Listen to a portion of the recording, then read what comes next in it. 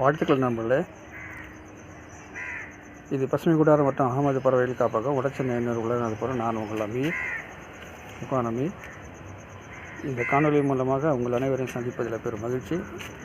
நண்பர்களே, இன்றைக்கி நாம் சித்திரத்தை பார்த்துட்ருக்குது. சித்திரத்தை இது பெருசு சின்னது ரெண்டு இருக்குது. மருத்துவத்துக்கு சரியான மூலிகை. இது குறிப்பாக சளி போன்ற குழந்தைகளுக்கான சளி இல்லை பெரியவர்களுக்கு வர சளியெல்லாம் மிக சிறப்பான முறையில் இதனுடைய கஷாயத்தை நாம் பயன்படுத்தணும்னு சொன்னால் ரொம்ப அழகிய முறையில் இதை நாம் நோயை குணப்படுத்த முடியும். பின்விளைவுகள் இல்லாமல் நாம் நோயை குணப்படுத்த முடியும். இப்போது இதை நல்ல ஏற்கனவே நான் காட்டினேன்.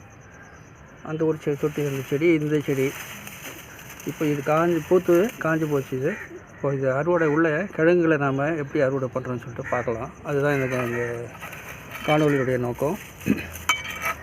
இப்போது நான் இதுக்காக ஒரு டூல் ஒன்று பயன்படுத்துகிறேன். இப்போ இருக்கிறது எல்லாமே நான் எடுத்துட்றேன். இதில் காஞ்சி போனதெல்லாம் இது எடுத்து நாம் இதை அடுப்புக்கு கொசுக்களுக்கு எதிராக நாம் இதை பயன்படுத்திக்க முடியும்.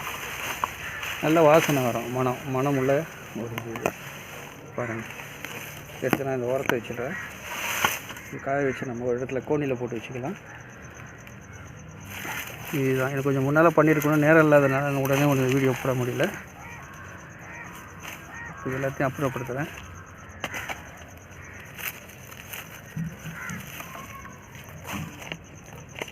இது எடுத்து இது உள்ளே இருக்கிற அந்த கிழங்குகளை நாம்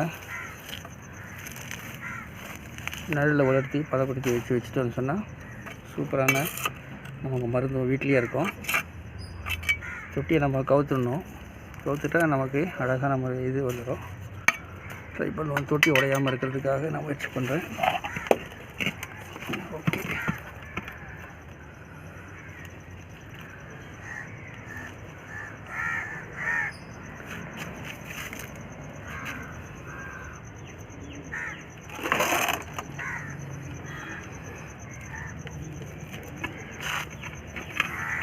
வெயிட்டாக இருக்குது.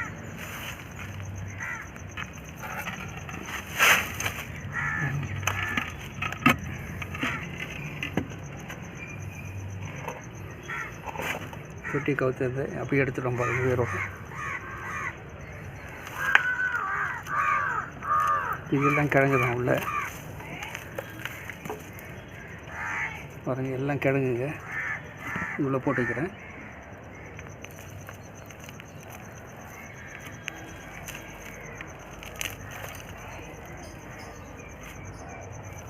எல்லாம் கிழங்கு தான் இது.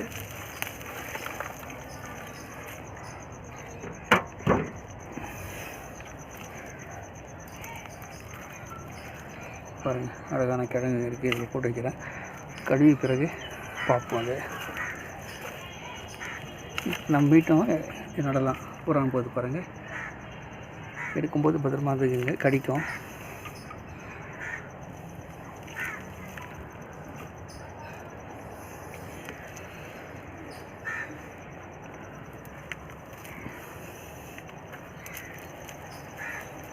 நல்லா உதறியை நாம் இதில் போட்டுக்கலாம். பிறகு நம்ம இதை கழுவிட்டு பயன்படுத்தி பார்ப்போம். கிழங்குகள் எடுத்துகிட்டு நம்ம உள்ள ஒரு பூரான் தெரியுது.